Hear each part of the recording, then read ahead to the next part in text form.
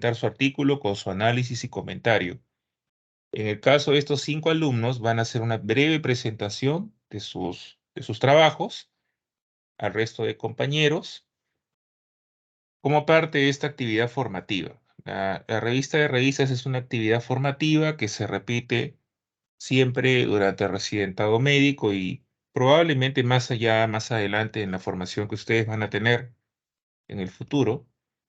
En todos los hospitales del Perú y del extranjero se hacen este tipo de actividades, ¿no?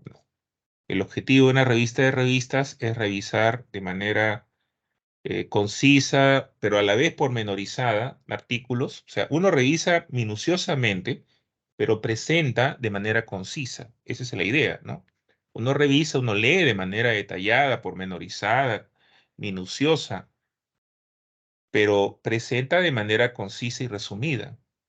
Entonces, en una revista de revistas, generalmente nosotros recomendamos una cierta estructura. Esa estructura es una primera diapositiva, que es una diapositiva de presentación con las generalidades del artículo, revista, de autores, año de publicación, en este caso del alumno que presenta su artículo.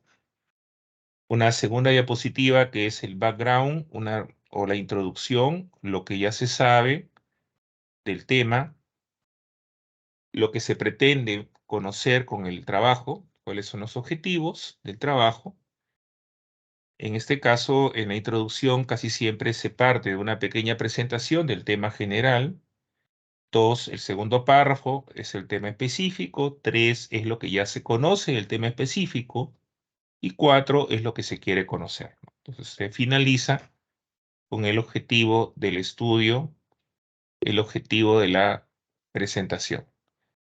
Después ustedes, esa diapositiva de introducción generalmente es una, rara vez es dos, dependiendo del tema, rara vez, puede ser dos. Después tienen las diapositivas de material y métodos, que son en promedio 3, 2 a 3 diapositivas, de 2 a 3, con una descripción detallada de la metodología del trabajo. Posteriormente las diapositivas de resultados, que son habitualmente también un promedio de 3, recomendando que sean incluidos de preferencia tablas y figuras. Entonces ahí ustedes no es necesario que tipeen, se pueden recortar, pueden copiar, pegar. Algunas partes pueden redactarlas, que sean, digamos, los detalles más importantes, los pueden poner en evidencia. Y después, ¿y por qué usamos tablas y figuras? Porque facilitan la lectura y la presentación, ¿no? Para el público. Posteriormente tenemos 2 diapositivas en promedio de discusión y una diapositiva de conclusiones y recomendaciones. También se recomienda una breve, puede ser una diapositiva, si es relevante, se puede recomendar una diapositiva de referencias bibliográficas. Es opcional. Habitualmente no es obligatorio. Pero es un esquema general. Y ustedes lo van a usar también para residentado médico, ¿no? En los hospitales siempre existe ese tipo de actividad, siempre. Y no es que les van a dar 2 semanas, un mes para presentar el artículo, ¿no? Muchas veces les van a decir de un día para otro. Presenta tal artículo, de tal revista, de tal año. Busca tal artículo y preséntalo, ¿no? Entonces ustedes van a decir, no, pero estoy de guardia, no, pero estoy posguardia, no, lo siento. No, que tengo que entrar a sala, lo siento mucho. Mañana presentas el artículo a las 7:30 de la mañana. Y tienen que hacerlo. Entonces vayan acostumbrándose a ese ritmo. ¿Alguna pregunta sobre esta actividad? El día de la presentación, tiempo promedio es 15 a 20 minutos y es el orden para presentar los artículos es variable. O sea, aquí hay voluntarios. Si quieren presentar primero, no hay ningún problema, ¿no? O sea, si hay un voluntario o voluntaria, presenta su artículo en primer lugar o el segundo. Se recomienda la lectura de parte de los alumnos. Los alumnos tienen que participar, ¿no? Generalmente el resto de compañeros adopta un rol pasivo, no participan. Y eso es negativo porque también se califica la participación del alumno. Preguntas que tengan justificación, que tengan sustento, contribuciones a la discusión son bienvenidas. Eso indica que el alumno, primero, que está atento; dos, que ha leído el tema, que conoce algo del tema y quiere saber algo más, ¿no? Ese interés también se califica. Bueno, vamos a comenzar entonces en un minuto, un segundo.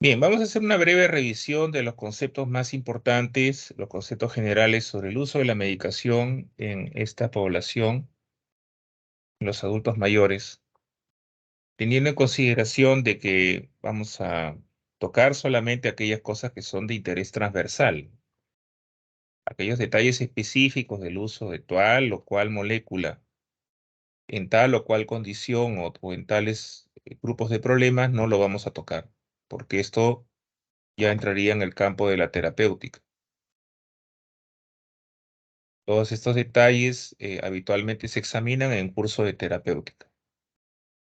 Bien, antes que nada, solo para recordar, a raíz de la transición demográfica y la transición epidemiológica, la probabilidad que ustedes van a tener como médicos generales y médicos especialistas más adelante de encontrarse con pacientes mayores en su consulta, en los servicios de salud donde trabajen, va a ser muy alta, muy alta.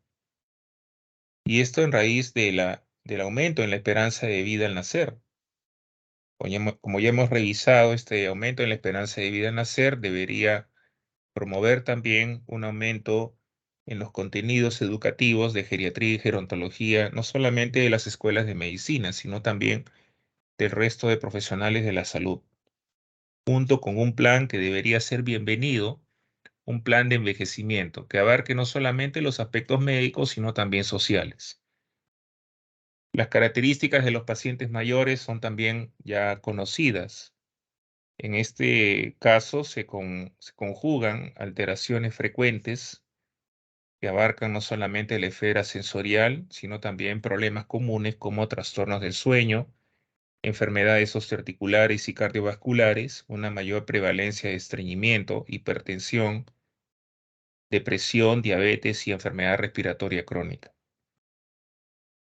La comorbilidad es la regla en geriatría, no es la excepción.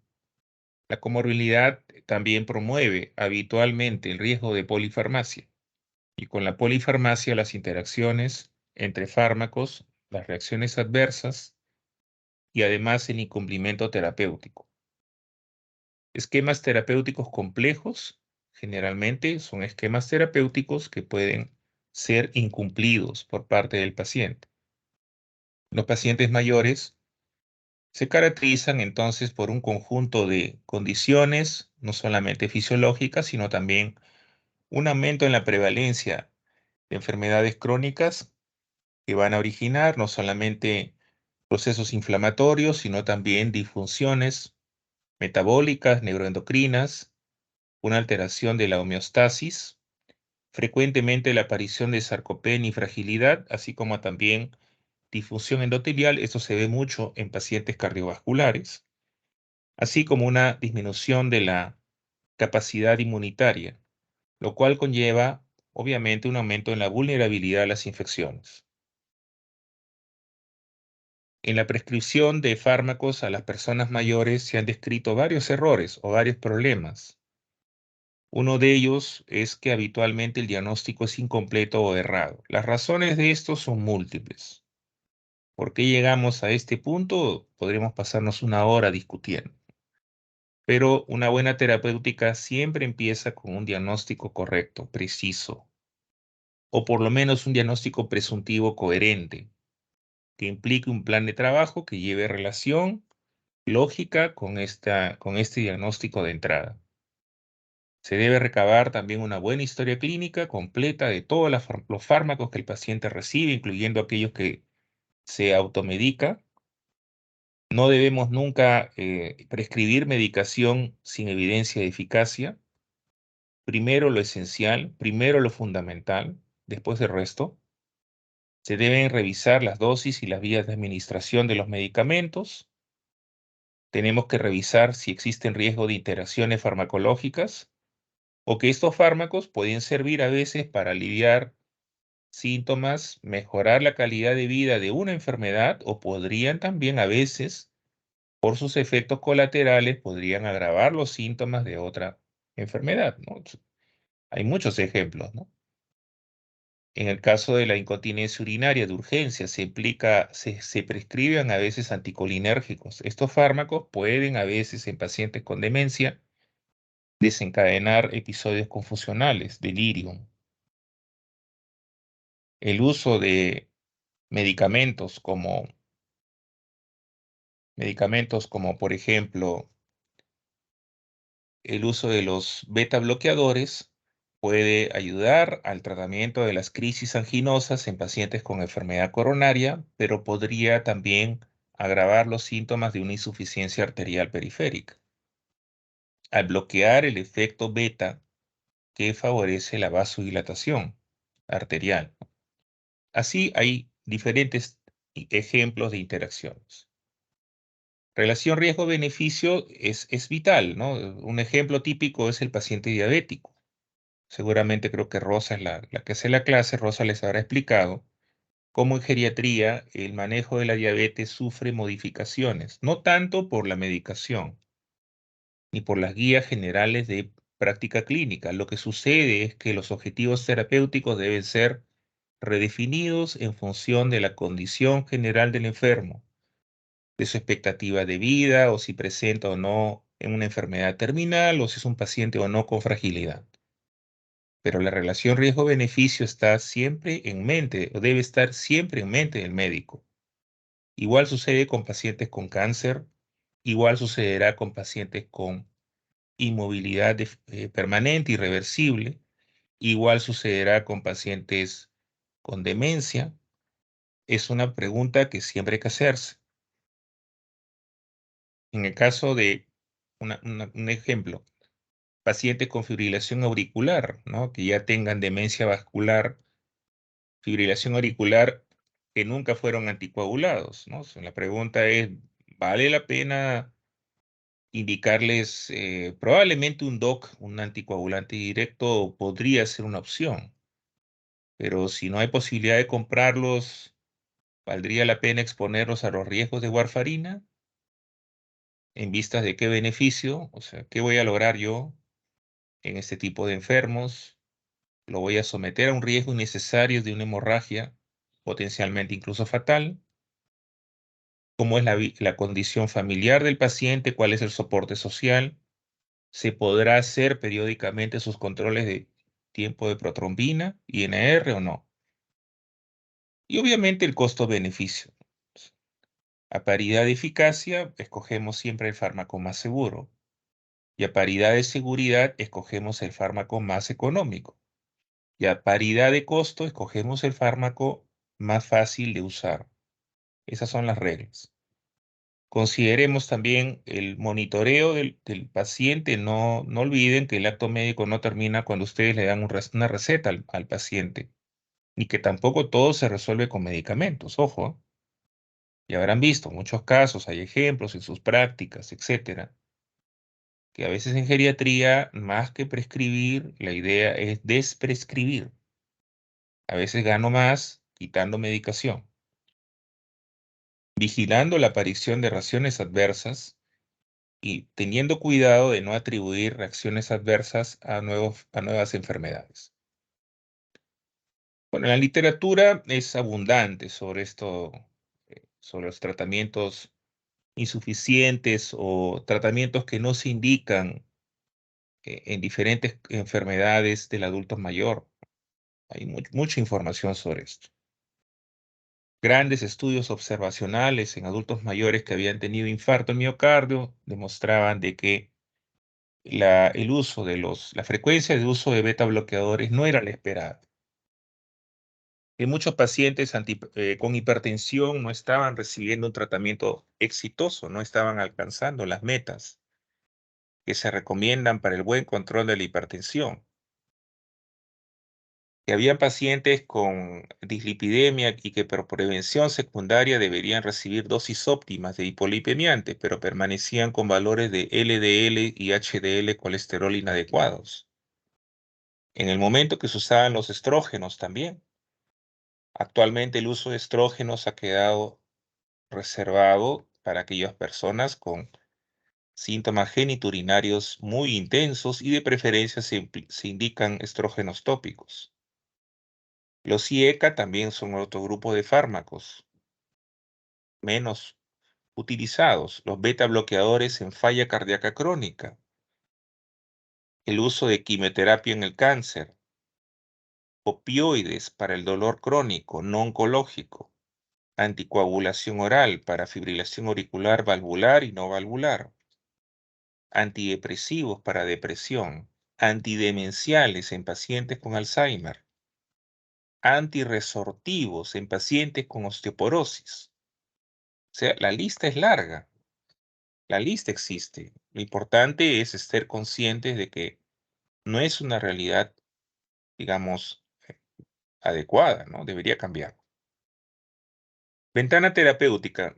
Siempre el consejo es el siguiente, ¿no? A medida que ustedes tengan pacientes más añosos, tengan más cuidado cuando utilicen medicación. Recuerden que entre usar un cuarto, media tableta o una tableta de un principio activo hay una gran diferencia. Puede ser esa pequeña diferencia en la concentración de un medicamento puede implicar pasar de una respuesta terapéutica a una respuesta tóxica. Porque la homeostasis, obviamente, se va a ver mermada mucho más en las personas de edad avanzada. Todos los estudios observacionales, las grandes encuestas epidemiológicas demuestran de que los adultos mayores son el grupo de edad que más fármacos consume en la comunidad. Que a pesar de esto de uso, digamos, generalizado de medicamentos que implica no solamente atenciones formales, así como también compra sin receta de medicamentos, muchos de estos, hasta un 25%, pueden desarrollar algún tipo de RAM. Que las prescripciones en geriatría son prescripciones por tiempos largos y son prescripciones habitualmente complejas. Esto pasa en sistemas de salud muy eficientes en los cuales la provisión de medicamentos está garantizada, pero esto no ocurre en países como el nuestro, al menos en el Perú, con un sistema de salud fragmentado. ¿Por qué? Porque en el Perú, por diferentes motivos, no todos los pacientes tienen acceso a un seguro de salud y a veces teniendo el seguro de salud no vienen al hospital, porque es una realidad, lo vemos nosotros, ¿no? Y nos sorprende. Eso es ya un poco de idiosincrasia del paciente, no es un problema de no tener un seguro, no tener atención, tienen CIS incluso, pero no vienen a sus consultas, teniendo esa opción de que el Estado gratuitamente les da todo. En muchos países, como en Estados Unidos, el 20% de pacientes mayores consumirán más de 3 fármacos. Repito, son prescripciones por tiempos largos debido a la naturaleza de las enfermedades. No siempre siguen de forma correcta el tratamiento prescrito o a veces el médico no le indica al paciente bien cómo tomar la medicación. Pongamos 3 ejemplos, ¿no? Solo por poner ejemplos. El uso de hormonas tiroideos, la levotiroxina, ¿cómo se debe tomar? ¿Cuál es la forma correcta de tomar la levotiroxina? La levotiroxina debe ser sacada de blister inmediatamente antes que el paciente lo tome. Es termosensible. No puede estar la pastilla en un lugar donde hace calor excesivo. debe tomarse únicamente con agua, media hora antes del desayuno. Esa es la forma correcta. 2. El uso de los antirresortivos como alendronato o ivandronato tiene que ser también en ayunas. Tercer lugar, tercer ejemplo, miren, el uso de warfarina. El uso de warfarina debe ser con el estómago vacío, de preferencia 2 a 3 horas después de haber comido. Y el paciente debe prohibir vegetales verdes porque interfieren con el bloqueo de la síntesis de los factores de coagulación, porque proveen un aporte adicional de vitamina K. ¿De acuerdo? Entonces, podríamos hablar de otros ejemplos más. 23% de pacientes repiten más de un año sin consultar. ¿Qué cosas repiten? Benzodiazepinas, analgésicos, antiinflamatorios, diuréticos, laxantes, vitaminas, suplementos nutricionales, antibióticos, etcétera. Ya el uso de recetas del pasado se ha convertido en una práctica regular de parte de los pacientes. 10%, 80% de pacientes se automedican. Hemos visto muchos casos, ¿no? Pacientes, por ejemplo, que tienen asma persistente, persistente, moderado, severo, que se están automedicando con salbutamol y desarrollan taquifilaxia. Hemos visto médicos que no les explican al paciente cómo usar correctamente un inhalador o cómo usar correctamente el inhalador con la aerocámara, y por eso fracasa el tratamiento. 10% de pacientes tienen RAM, pero continúan el tratamiento igual. ¿Y por qué lo continúan? Porque a veces los síntomas no son tan, pues, invalidantes. Podría ser eso, o podría ser también que el médico no es consciente de esta RAM porque no la busca en la consulta de control, no le pregunta al paciente o no le examina y no la detecta. Las complicaciones entonces en este tipo de enfermos mayores polimedicados son diferentes. Repito, son habitualmente pluripatológicos, pueden llevar incluso la RAM a una hospitalización. Ustedes han visto muchos casos, ¿no?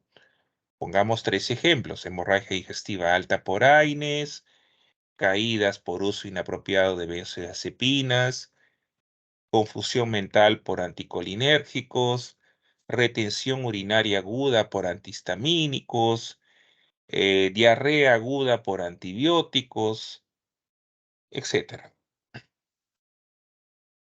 Las reacciones adversas por fármacos son en jóvenes generalmente van a afectar generalmente la piel y el aparato digestivo, provocando urticaria, angioedema, pueden provocar rash dérmico de cualquier tipo, a veces vasculitis, a veces síndrome purpúrico. En adultos mayores, más bien, las RAM producen compromiso cardiovascular, arritmias, lipotimia, mareo, vértigo, síncope, en ocasiones palpitaciones. En el sistema urinario pueden provocar retención urinaria aguda, pueden producir incontinencia urinaria, pueden provocar confusión mental en el sistema nervioso, neuropatía. ¿Y por qué esa diferencia? ¿Por qué en el joven es piel y aparato digestivo? Porque justamente a raíz del proceso del envejecimiento, los cambios son más notorios en aparato cardiovascular, urinario y nervioso. O sea, el deterioro funcional es más evidente en estos sistemas y aparatos. Las cifras, bueno, ya las conocen todos. Entonces, del total de venta de fármacos, el grupo adultos mayores es un grupo, pues, interesante para la industria farmacéutica porque moviliza gran cantidad de ventas, ¿no? Las ventas de los medicamentos.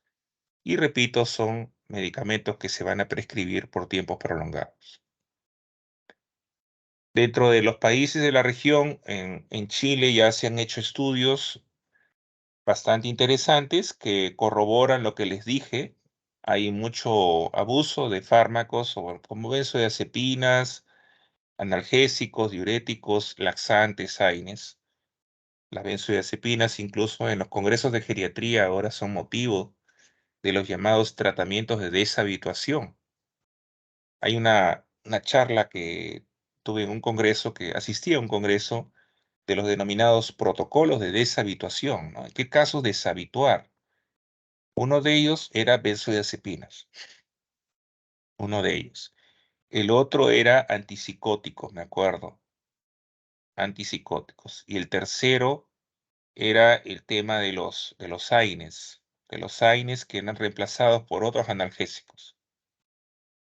Entonces, hay que tener en mente que no siempre tenemos que prescribir, ¿no? Las benzodiazepinas se deben usar siempre y cuando exista una indicación sólida, el menor tiempo posible, la menor dosis, y usar aquellas de vida media corta. Los principios de la prescripción en pacientes mayores son los siguientes. Primero, evalúen en todos los casos si se requiere realmente fármacos. Se puede resolver o se puede mejorar la situación con medicación o requiere únicamente soporte no farmacológico o con medicina complementaria. Revisen y registren la lista de todos los medicamentos que está tomando el paciente. Anoten, lean las historias clínicas, lean las notas de otras especialidades, no solamente la de ustedes. Revisen las notas de la enfermera. Conocer bien la farmacología de los fármacos, los principios activos, lectura, terapéutica, farmacología. Empezar con dosis bajas e incrementarlas lentamente. Asegurar un buen cumplimiento, indicaciones precisas y seguimiento. Menos a menudo es mejor. Vigilar por la aparición de reacciones adversas. En este grupo de edad, entonces, hay ciertas condiciones que aquí en esta diapositiva se han resumido que hacen distinto el manejo de la medicación. Pacientes que muchas veces pueden tener también adicionalmente defectos sensoriales, puede ser que no escuchen bien, que no vean bien, que se olviden las cosas, familiares que a veces van rotando, van cambiando de cuidador, familiares más o menos comprometidos, irresponsables o poco responsables. Esquemas terapéuticos complejos, paciente que puede ser que esté siendo visto por otros médicos y a veces ustedes se van a enterar al final, ojo, se van a enterar al final que lo están viendo otras personas. Se van a enterar al final que están tomando otros medicamentos también. Eso pasa siempre. Entonces, estas cosas tienen que ser manejadas con un sistema de registro de la información. Lo mismo la automedicación. Los cambios farmacológicos, vamos a revisar rápidamente la farmacocinética y farmacodinamia. La farmacocinética comprende 4 etapas: absorción, distribución, metabolismo y eliminación, siendo el parámetro de absorción el que menos cambia en función del envejecimiento. Es el parámetro menos alterado. No cambia en función de la misma edad. Cambia cuando el paciente come y toma la medicación concomitantemente. Cambia cuando el paciente ingiere un líquido no apropiado con el fármaco. Cambia cuando el paciente no recibe el medicamento solo, sino que lo recibe junto a otros fármacos de manera simultánea. Ahí cambia. Hay interacciones. La distribución de los fármacos sufre también modificación. Aquí sí cambiamos algunos detalles. Como consecuencia de la disminución del agua corporal total, el volumen de distribución de fármacos hidrosolubles se reduce y más bien aumenta el volumen de distribución de fármacos liposolubles. Aumenta el tejido adiposo, disminuye el agua corporal. Los fármacos que son hidrosolubles con pocas tomas alcanzan su estado estable. Los fármacos liposolubles van a requerir un mayor número de tomas. Disminuyen los valores de albúmina de un 15 al 30%, aumenta la fracción del fármaco libre. Los aumentos de la glucoproteína ácida alfa 1 no tienen mayor significado clínico. El metabolismo de los fármacos también sufre cambios. También hay que tener cuidado, sobre todo porque la actividad enzimática del hígado decrece con el paso del tiempo. Reacciones de óxido reducción están comprometidas más que las reacciones de conjugación. ¿Qué cosa tenemos que recordar como médicos prescriptores? Que hay una lista de medicamentos en la cual si ustedes ven así rápidamente van a destacar medicamentos con acción psicotrópica, ¿no? Psicofármacos. Todos los psicofármacos en general, como regla, pueden existir excepciones, pero los psicofármacos tienen metabolismo hepático. Los analgésicos, las hormonas tiroideas, algunos antibióticos, las estatinas, algunos inmunosupresores, antidiabéticos orales y también antihipertensivos tienen metabolismo hepático. Entonces, en estos casos se recomienda, repito, precaución, cautela. Cuando uno avanza en la carrera, cuando ustedes ya a base de su conocimiento y experiencia van viendo cada vez más pacientes, ¿no? Les va a ser más fácil identificar en cada caso cuál es la dosis precisa. En geriatría nosotros siempre, a aquellas personas, pues obviamente que no están entrenadas o no tienen experiencia manejando adultos mayores, vamos a ver los dos extremos, ¿no? O bien el nihilismo terapéutico, que es cuando el paciente no recibe lo que debería, o bien el encarnizamiento. Entonces vamos a ver estos casos de pacientes que bien están inframedicados o están sobremedicados. O sea, esos extremos, repito, con el conocimiento y la experiencia, ya se van evitando, ¿no? O sea, el médico en su crecimiento profesional, en su experiencia, ya va evitando esas cosas, pero al comienzo les puede pasar, podría pasarles. Bien, la excreción también, el flujo sanguíneo renal está disminuido con la edad, por ende la función renal, especialmente la filtración glomerular, y se requiere también precaución con el uso de esta lista de medicamentos que tienen eliminación renal. Destacan pues los conocidos, AINES, antidiabéticos orales, la mayor parte de antibióticos, digitálicos, antihipertensivos, medicamentos para tratamiento del cáncer, antihistamínicos, allopurinol.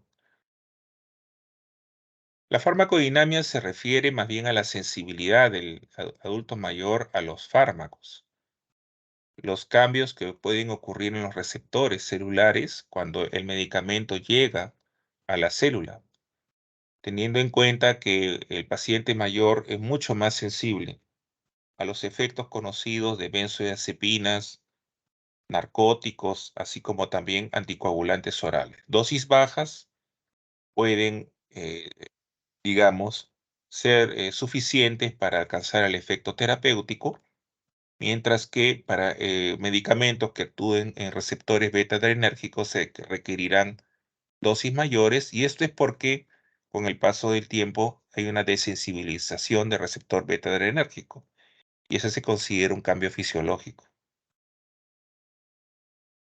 Reacciones adversas por medicamentos se pueden dar en todas las circunstancias. Hay lo que se llama efectos colaterales, es diferente. Efecto colateral es algo que, o daño colateral para otras situaciones, es algo que va a ocurrir de alguna manera, ¿no? En mayor o menor grado ocurre en una persona que está tomando un medicamento. En mayor o menor manera ocurre cuando uno toma un fármaco. Por ejemplo, en el caso de los antihistamínicos, casi todos producen algún efecto anticolinérgico. Te pueden provocar un poco de boca seca, te pueden provocar un poco de somnolencia o a veces un tránsito intestinal más lento, ¿no? Un efecto colateral, digamos. En el caso de los opioides, casi siempre, pues, todos producen algún grado de estreñimiento o a veces producen náuseas, sobre todo al inicio de tratamiento medicamentoso con opioides mayores. Tenemos aquí una serie de factores de riesgo para reacciones adversas, como edad avanzada, raza blanca, sexo femenino, polifarmacia. una falla en las indicaciones o dosis inadecuada de fármacos, así como condiciones preexistentes. ¿Cuál es el concepto que deben llevarse, no? Que una reacción adversa por medicamentos se puede expresar, se puede presentar como un síndrome geriátrico. O sea, los síndromes geriátricos pueden tener como causa RAM e entrará en el diagnóstico diferencial.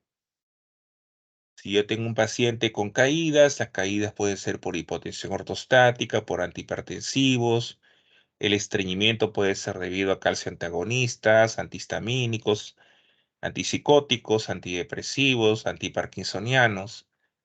Podemos encontrarnos hipoacusia por aminoglucósidos. Podemos encontrarnos trastornos vestibulares por aminoglucósidos, aunque ya no se usa mucho. La estreptomicina tiene daño vestibular fundamentalmente. Así como también alteración en los campos visuales, hipertensión ocular o incluso cataratas en pacientes que toman corticoides, etcétera, ¿no? Entonces tenemos esta lista de síndromes geriátricos que, repito, puede ser debida a fármacos. Las reacciones de tipo A son las más comunes, son predecibles porque es el efecto acentuado de un medicamento y por lo tanto dependerá de la dosis, ¿no? A una dosis baja posiblemente no se presente, pero si yo subo la dosis de este medicamento, podría tener la complicación. Un hipoglicemiante oral que se use para tratar diabetes en una dosis alta, o si el paciente deja de comer, puede provocar tranquilamente una hipoglicemia, ¿no? O digitálicos, si no se corrige la dosis con la función renal del paciente, o si está deshidratado el enfermo, o está tomando otra medicación, podría desarrollar una intoxicación digitálica también. Las reacciones de tipo B son idiosincráticas, no dependen de la dosis, no son predecibles y dependen de la susceptibilidad de cada persona. Ejemplo, shock anafiláctico, angioedema, urticaria, broncoespasmo, anemia plástica, hepatotoxicidad, polineuropatía, hipertiroidismo, hipotiroidismo por amiodarona, neuropatía periférica por ácido nalidíxico, neumonitis intersticial por bleomicina, por amiodarona misma, etc. En el caso de los medicamentos, estos tienen dentro de su uso, dependiendo pues de cada enfermo, tienen siempre un riesgo mayor o menor de poder provocar reacciones adversas. Y aquí viene pues una reflexión, ¿no? Las reacciones adversas a veces son confusas, a veces no son tan evidentes. El médico siempre debe sospechar que ante la aparición de nuevos síntomas y signos, lo primero que debería descartar es que no se deba este nuevo síntoma o signo, al efecto de un medicamento que el paciente ya esté tomando. Entonces la pregunta de rigor será, ¿ha habido introducción de nuevos fármacos? ¿Ha habido aumento de la dosis? ¿Ha retirado algún medicamento? ¿Lo ha visto otro médico recientemente? ¿O es que quizás el paciente inadvertidamente está tomando dos, dos medicamentos con el mismo principio activo? O hasta tres. Pasa a veces. Sobre todo con analgésicos y AINES. Hay que tener cuidado. Bueno, anécdotas hay un montón, ¿no? Una de estas es, por ejemplo, hay en farmacias un producto que se llama Aeroitan, ¿no? Aeroitan es metoclopramida con clordiazepóxido. Es un procinético con una benzodiazepina, Aeroitan. Entonces, muchos médicos prescribían Aeroitan para el colon irritable. Pero no, hay colegas y llaman la atención, ¿no? Y les va a sorprender que conocen solamente el nombre comercial y no saben qué contiene. Y eso es gravísimo. Es bien grave eso. Airitan, repito, tiene clordiazepóxito con metoclopramida. Hay Aeroom. Aeroom es simeticona, si no me equivoco, con metoclopramida. Y el triaeroom es con benzodiazepina, tiene una benzodiazepina metida. Entonces, cuando tú le das a un paciente triaeroom, le estás dando también una benzodiazepina. Le estás dando una benzodiazepina. Entonces hay que tener...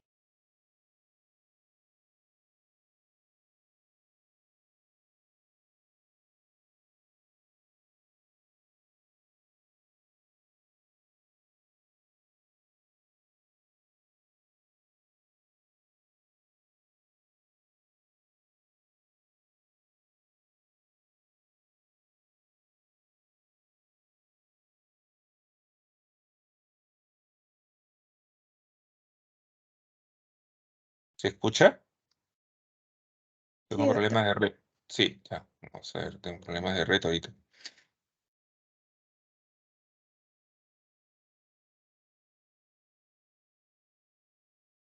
Ya le decía, por ejemplo, Glucofor es metformina. Glucofor G es metformina con glibenclamida. O sea, hay una gran diferencia.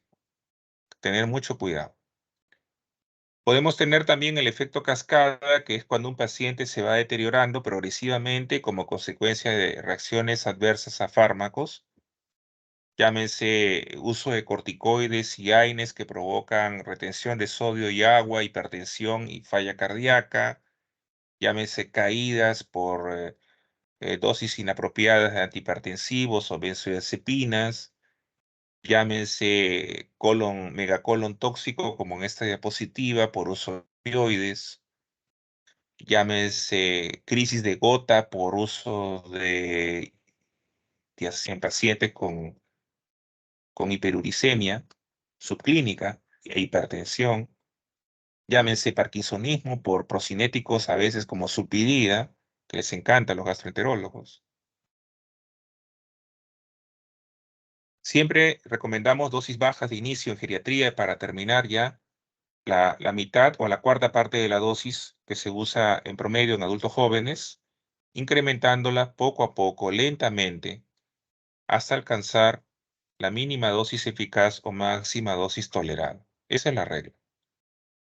Recomendaciones finales, ¿no? Primero, establecer un diagnóstico preciso, lo más posible a la realidad. Iniciar con dosis bajas, aumentarlas de manera gradual. Escribir sus instrucciones claramente. La receta tiene que ser muy pulcra, muy, digamos, limpia. Mantener esquemas y dosis simple. Lo mejor siempre es menos. Menos medicamentos, mejor.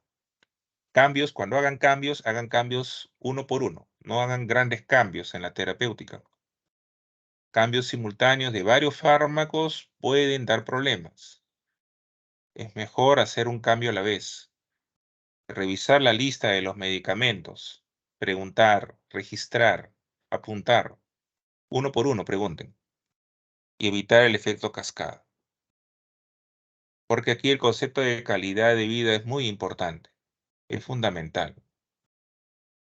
Nosotros no siempre vamos a tener la opción de curar, ¿no? Como ya saben, hay una frase famosa sobre esto. El médico no siempre cura. Cuando no cura debe dar alivio. Si no da alivio, da confort o acompaña. Entonces, estas cosas deberíamos siempre mantenerlas en mente, ¿no? No solamente en este curso, sino en lo que venga después. Muy bien, eso sería todo. No sé si hubiera alguna pregunta o comentario.